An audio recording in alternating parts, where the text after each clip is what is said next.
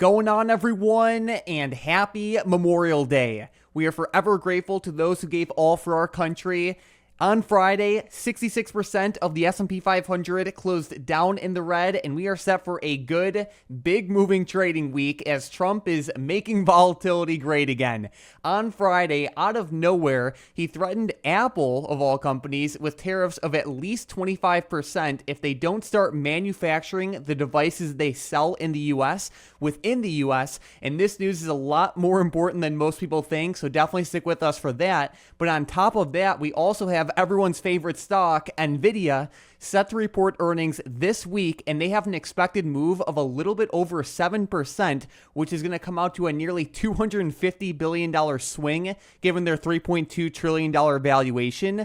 Also, multiple Palantir insiders dumped a ton of their shares all at the same time last week, which was very interesting. Uranium stocks are bursting right now as Trump just signed executive orders to boost the nuclear energy industry, and we can see that these stocks are truly going insane as they moved up by like 20% on Friday alone. We have a lot of very interesting information to cover today, and we're set for a great week. So Tom, let's not waste any time and let's get right to it. Yeah, the overall market on Friday definitely sold off in pre-market quite a bit, and everybody's kind of thinking like, wow, why is the market continuing to sell off in the short term? And, Trump started to really hit at Apple here. He actually made a Truth Social post very early on Friday morning talking about these 25% potential tariffs on iPhones not made in the U.S. that are sold in the U.S., of course. He specifically said not India or any place else. So he definitely wants them to be manufactured and built here.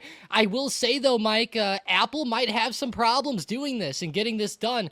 Of course, I think it's very expensive to manufacture things in the United States. Why do you think these countries or these companies obviously go to foreign countries for production like this? And I mean, I'm seeing some analysts even talk about that iPhones could triple in price to $3,500 plus if they're made in the U.S. So that's definitely going to be a big deal for them, Mike. And Apple's going to have to try to figure this out in the short term. They don't want to be on the bad side of Trump, that's for sure. And I know that they're trying to switch their assembly to India, but as we saw in that Trump Truth Social post, that might not be the fix. Yeah, so looking at even more information here, right now Apple currently makes around 80% of their US-bound iPhones in China, and they're basically aiming to shift their assembly of all US-sold iPhones to India by the end of 2026, but as we know, it takes some time to actually do that. Their longer-term goal is to have 50% of their global iPhone production in India and the other 50% still in China, and they expect by 2027 to have 25% of their global iPhone production in India. But as we can see here, Trump is not happy about that because he wants some of that action to go to the US. But I was looking at a lot of like industry analysts, and they were saying that Apple might just opt to, pay these 25% tariffs, even if it leads to $3,500 iPhones for customers and lower profit margins for them due to all the roadblocks that come along with manufacturing in the US, like the deep interconnected supply chains that are needed, let alone all the labor spots and talent that can do the job. So it's definitely going to be an interesting situation. Apple stock is already down 20% year to date. This news definitely hit them hard on Friday, and I think the big risk comes into play is like if Trump doesn't get what he wants, he might boost this tariff to 50% or who knows what. And, as we can see by his Truth Social post, he definitely feels pretty strongly about this. Yeah, 100%. I'm a little bit worried about him actually potentially doing that too. Like, let's say Apple comes out and then they say, oh, we'll just eat the 25% tariff. We'll just make iPhones 25% more. That might make Trump mad. And then he could always come out and change things in the future. And as we know, it's been an ever-changing landscape right now with the tariffs and everything being said. And, who knows? We could wake up 2 days from now and then Apple and Trump make up and then they spark a deal or something. So there can be a lot going on, and Apple definitely needs to get something done here. I remember he even hit at Tim Cook a couple weeks ago and said that Jensen Huang was with him at some foreign trip that he went on, and Tim Cook was not there. And I remember him mentioning that, and I know Nvidia is definitely going to be a fun topic that we'll talk about in just a little while. But looking more at Apple stock, Mike, I know you talked about it being 20% down in the red year to date. Looking at it, it's definitely falling off a lot from highs. I know that it got pretty flat at the beginning of 2024, and recently it got to some of those levels again. And, it's right under 200 a share right now. What do you think about Apple for the long term? Is it dip buy time yet? I would hold off on that. Like, when I look at Apple right now, I do think there is some serious risk with this situation because this news does not just apply to Apple. Look at what happened with SPY on Friday before the market even opened. As soon as this news hit, it dropped basically everything. And like I said in the intro, 66% of the S&P 500 actually closed down in the red on Friday, and this news had a major impact. So I'm definitely a little bit, skeptical with Apple in the short term. And if we don't see any positive developments anytime soon, I wouldn't be surprised if we did see a little bit more selling pressure here with Apple. I think if it broke below that 193 area, that would be a rough sign because it would show that more and more sellers are coming into play, which would only further reinforce this recent downtrend that we are already seeing. So for example, if Apple gets down to that 193 area again, or maybe even a little bit lower, that's going to show people that there's weakness here, and that'll even scare out some of the already existing Apple shareholders to selling. It'll bring in some more short selling pressure, and it'll just certainly spook a lot of buying pressure as well. So this news is definitely on the top of the radar for this week, and it's moving the whole market.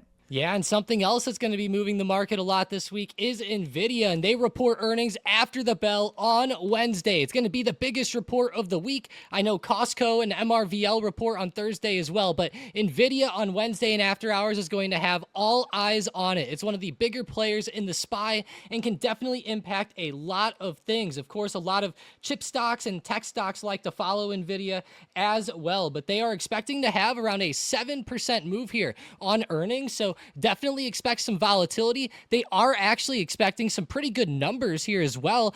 Analysts are projecting revenue will rise 66% to $43 billion in the first quarter, and EPS will leap 44% to 88 cents. So there's some numbers there for you guys, but Nvidia will definitely be in play, and it's something that does worry me a little bit this week. If we start to see Nvidia fall off or have a crazy swing, it could impact a lot of the market. Hopefully we see a good recovery come from this, but there is always the shot that earnings could die off a little bit. Yeah, and while it's great to hear that analysts expect their revenue to rise 66% year over year, it's also worth keeping in mind that at the same time last year, their revenue increased by 262%. And, it's a same situation for their earnings as well. So while the company is crushing it and while they still are growing so much, the rate that they are growing at is slowing down. And that's only natural and expected when you are the second heaviest weighted company in the S&P 500 and have a valuation of $3.2 trillion. It's,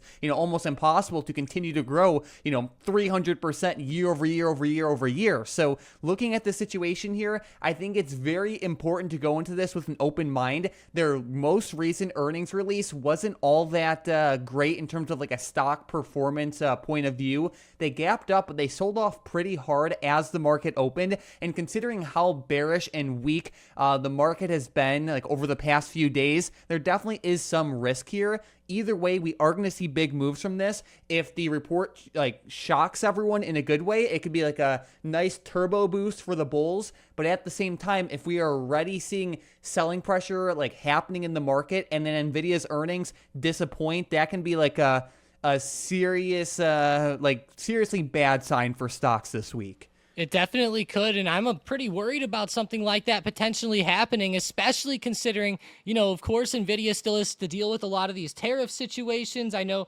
there's been chip export restrictions to China and different things of that nature that could definitely impact their earnings on that side of things. So I will be watching very closely to see what they say about the tariffs and things of that nature as well. And Mike, I know Nvidia is very popular because of AI, and these AI data centers have been very explosive explosive in the short term, and we actually saw a lot of uranium stocks pop off like crazy on Friday. Whether we go look at a uranium ETF like URA that was up 11%, or we start to look at some of the more popular uranium related stocks or nuclear stocks like NNE, which was up 30%, or Oklo, which was up over 20%, or even SMR or CCJ or a handful of the others, we saw a very explosive movement out of these stocks on Friday. And quite frankly, it was the best sector to play on Friday. The bots even hit a lot of home runs on these stocks. But Trump actually signed an executive order here, which is pretty huge to try to boost the nuclear industry. And there's a few things going on with this. So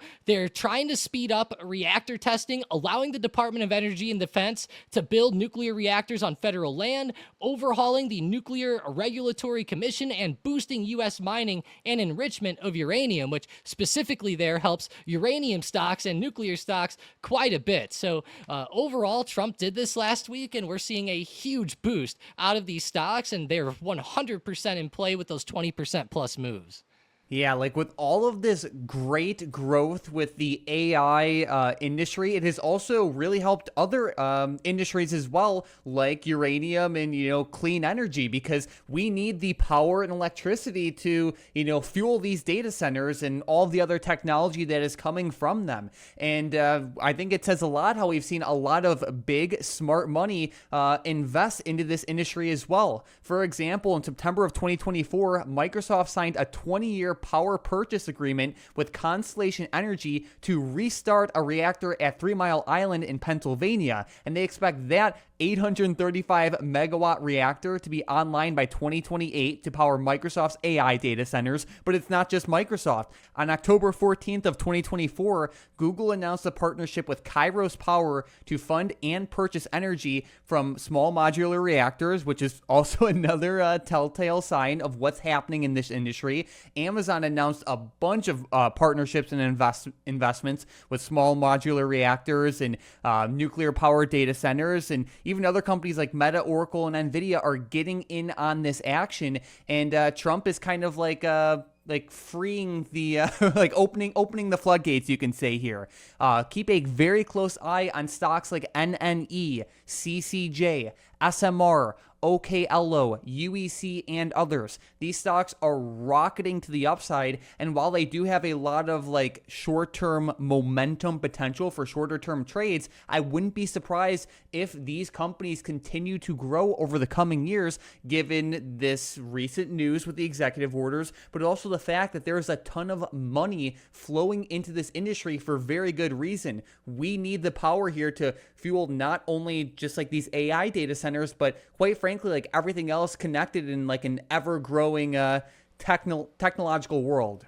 Yeah, a lot of people have been actually investing in this. Like you mentioned, there were a lot of big players like Microsoft, Google, Amazon, Meta, Oracle, Nvidia that are definitely spending a lot of money on this. And I agree. I think for the longer term, this could definitely be a growing sector where we do start to see a lot more money even flow in. And I think a lot of these smaller companies that people still don't know a lot about, like let's say SMR, which is NuScale, they make a lot of these small modular reactors. They are actually doing very well in the short term and approaching some recent highs. And I know that they've been pretty popular here on the Stocked Up channel, but for a lot of people, these might be some more of no-name companies. So as we start to go forward, I think that there'll be a lot more eyes on this sector. And, I think we're already starting to see that with how good of moves that they've been having in the short term. And I know that they've been dipping down recently, and on this recovery and breakout from Friday, I mean, some of these stocks are breaking some very crucial resistances, and all-time highs really aren't far off for many of these. And Tom, we're talking about 30% moves here. That is insane. And if you look at NNE towards the beginning of 2025, they had that phenomenal week where they had 3 to 4 mega candles back to back to back. So keep a close eye on these nuclear stocks, not only in a longer term sense, but also in a short term sense, because they do go crazy. So good stuff there. But we also have some pretty interesting but also a little bit frightening news with Palantir. So basically last week there were a handful of insiders that dumped nearly $120 million worth of their shares basically all at the same time. So if we look at this chart here, we can see we have some big names from Palantir, like the CEO himself, Alex Karp, who sold $50 million in shares last week, but also other key roles like the CTO, the CFO, the president and secretary, and then even the chief accounting officer as well. Yeah, there's definitely a lot of selling happening here. Looking at this situation, of course, insiders can buy shares for one reason only, and that's because they think the stock will rise, and they can sell shares for any number of reasons. And while key executives selling shares isn't like the end of the world, I don't think it's something that should necessarily be ignored either, given one, this is like a fair chunk of selling, but also two, they're all selling at the same time, and the stock valuation still is like pretty aggressive. So I don't know, keep Palantir close on watch and take from this information what you will. Yeah, and Palantir's very close to its all-time high. I know it posted a new one just a couple weeks ago, and, as we look at it, they are selling at a pretty good spot, if we're being honest. Like, if we zoom out here from where Palantir IPO'd, I don't think that they could have picked a better spot on the chart than up where they are now, and I think it's definitely striking that they're all doing it at the same time. That's what really blows my mind. Let me know in the comments what you guys think. Do you think that this will maybe incite a bit more selling pressure with Palantir? Do you think maybe that they know something, like maybe that Palantir is a little bit overvalued in the short term? There could be like a bit of a pullback in store. I'm curious to hear what everybody thinks here, but I'm definitely worried about a pullback with Palantir. I know that they recently made that high, but they're already like back below 125 again. I love Palantir for the long term, but I definitely am a little bit skeptical about it in the short term, and I wouldn't be surprised if we did see a pullback. Of course, these recent share sales aren't the greatest news. I know some executives have like pre-planned sales, but still, they wouldn't be selling shares if they didn't think it was a good decision. At the same time, like you mentioned, they very briefly broke their recent high and made a new all-time high, but I don't like how quickly it sold off from that. In the past, when we saw Palantir break past highs, or quite frankly, any other stock with like real bullish momentum, it's very rare to see a break of the new all-time high and then just like a sharp rejection right back down. If there was truly a lot of bullish momentum here, we wouldn't see the price action that we are currently seeing. So when you combine that information with the recent share sale information, plus the recent bearish tone over the past few days in the market overall, it definitely does make a somewhat risky situation here with Palantir, and I wouldn't be surprised if we saw a pullback over the coming weeks. Yeah, me either. It's definitely one that worries me, and it's a little bit just overbought in the short term. I will say I got to give them credit. They have really recovered back up from this recent dip. I thought that whenever they were getting closer to like 110 to 120 recently, they would definitely start to reject. So they have surprised me, I guess, with how strong they have continued to be, but they have, continued to put themselves out there and continue to make really good headlines. But getting into some tariff updates for this week, Trump is actually delaying the EU tariffs, which is pretty crazy to see. I know that we keep seeing Trump come out and make updates, and it looks like that they agreed to delay the 50% tariffs on European goods until July 9th. This was good. Trump did have a call with the president of the European Commission, and they had some pretty good things to say about their conversation. At the end of the day, it seems like a deal is up in the air with the EU. We'll see what they can get done before July 9th, but I just figured that I would do this as a quick tariff update, and we might see a deal with the EU sometime over the next couple weeks.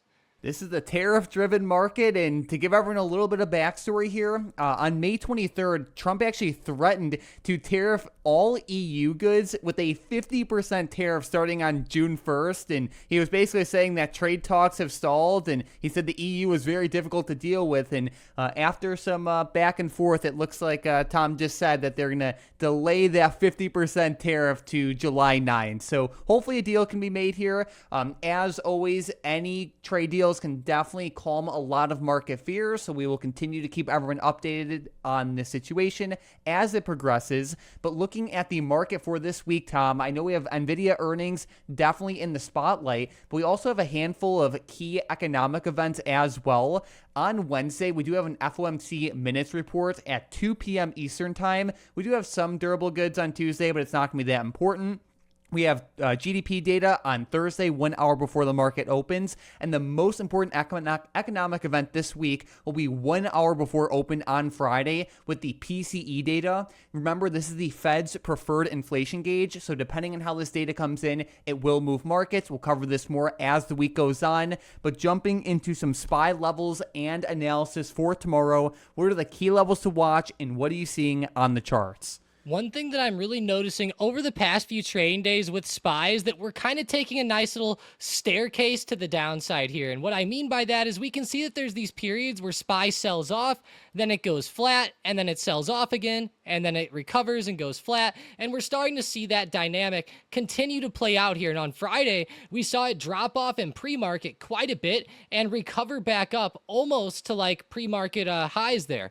Looking at SPY for next week, I think that this 582 resistance from that pre-market high and high from Friday will be huge. If we end up seeing a good move above 582, I will be watching SPY back up, as it might show that we're breaking this overall trend of lower highs that the SPY has been posting over the past couple of weeks. We can see the SPY has actually been very weak over the past couple of weeks, and especially the past few trading days. So I will be watching for a potential recovery back above that 582 mark. I think is a big negative and a big level to watch to the downside. I'll definitely be watching 576, then that low from Friday around 573. If we end up breaking that low of day, I think that's where we could get a lot rougher of a sell-off start to come into play. But overall, the main thing to watch for is the SPY going to continue on this overall downtrend? Yeah, it definitely has been pretty strong in the short term, and I think the answer to that question will be mainly determined by the news, especially with Apple and any other Trump tariff trade war updates that we see. Of course, Nvidia will have a major influence this week as well. Either way, there should be some pretty big, strong moves, though, which is always good. So besides that, let's jump right into some setups and predictions. A stock that is definitely still on the bullish radar is UVXY, and it is to the upside. I know we covered this one a handful of times last week, and it crushed it on Friday as it moved up by over 10%. It is still on the bullish radar. For those of you who don't know, when there's fear in the market and volatility is increasing, UVXY goes up.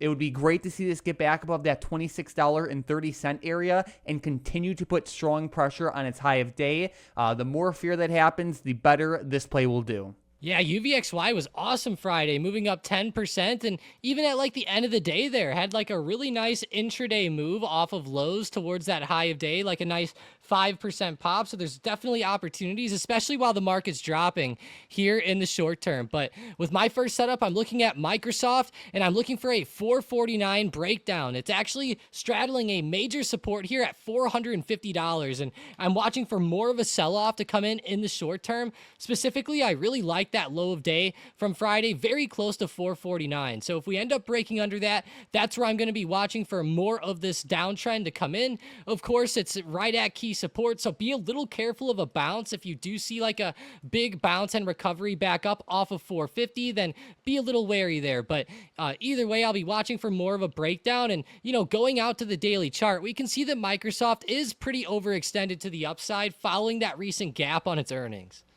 All right, yeah, good stuff there, and Microsoft does have some pretty good movement, so we'll keep this one close on the radar as well. Another stock that I certainly can't take off watch is SLV, and it is to the upside. We've been seeing a lot of money flow into safe haven assets like gold, Bitcoin, and silver. It did pretty good on Friday as it moved up by just under 1.5%, and we are approaching that recent resistance level right around like $30.62. If we can break above that, that would be amazing to see, and it's definitely on my bullish radar, not only for tomorrow, but especially over the next few weeks and months, considering just the geopolitical situation that we have right now. Yeah, I would not be surprised to see metals continue up in the short term. And even in like the very immediate short term on Friday, we saw really good pops out of the metals in general, whether it's gold or silver, following that market downtrend off of the Trump Apple comments there. But with my next setup, I'm looking at AMD, and I'm actually looking at this one in both directions. I see a pretty good opportunity in both ways here. So looking at AMD, I do like the way that it started bouncing Friday and recovering. So if we do see like a good good rip and rebreak back above 112, which is the next major resistance that I'm watching for, then I will be watching for AMD to recover and pop back to the upside, and I'll be targeting around 115 if we do see that pop. If we go over to the Bookmap here, we can see that there are a lot of sellers stacked up at 115 on Friday. There was around 42,000 shares there, so if we end up breaking 112, watch for that 115 push. If we end up breaking down, watch 105 as a major support. There was around 40,000 shares there, and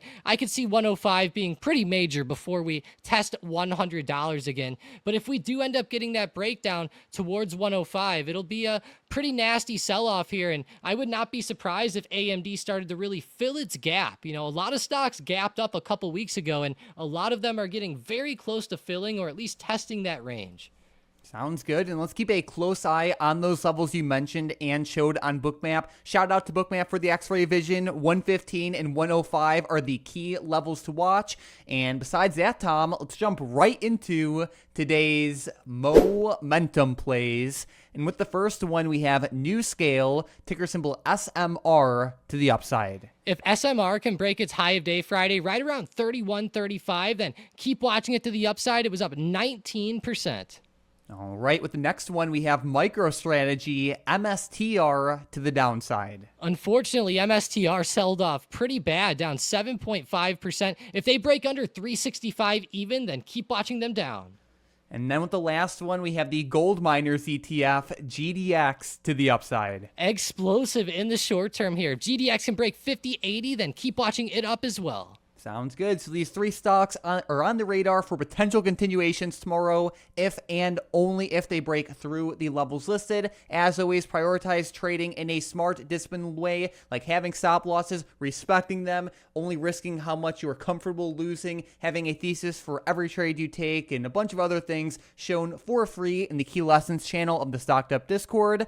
But besides that, let's jump right into today's $1 million big money trade. And today we are looking at ticker symbol CVE, which is Cenovus Energy, which is a Canadian oil and natural gas company. Basically on Friday, the trader here bought the 14 strike call options that expire on July 18th of 2025.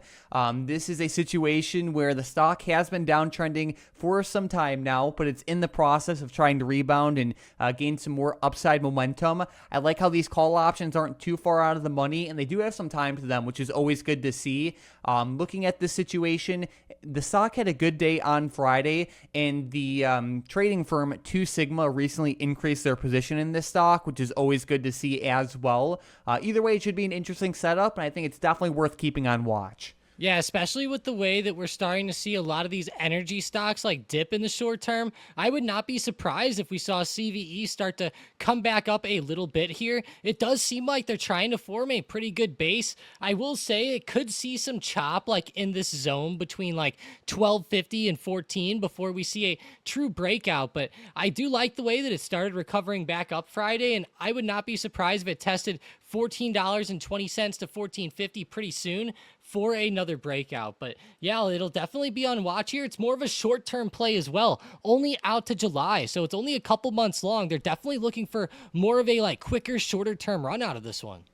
Yep, so either way, keep it close on watch. And if you guys are new to the channel, welcome, and definitely consider obliterating that subscribe button so you can get our videos recommended to you more often. We post brand new videos all the time covering the most important news, information, earnings, chart setups, and basically everything you have to know about the market in normally 20 to 25 minutes or less. But when we have a lot to cover, we definitely don't skimp out. So definitely consider subscribing so you can get our videos recommended to you more often. And we also want to give a giant shout out to today's member of the day, D Zhang in the Stocked Up Discord, who crushed it on Friday with some Tesla, Palantir, and Hood swings, over $3,000 in gains. Huge shout out to you, D Zhang, and keep up the great work going forward.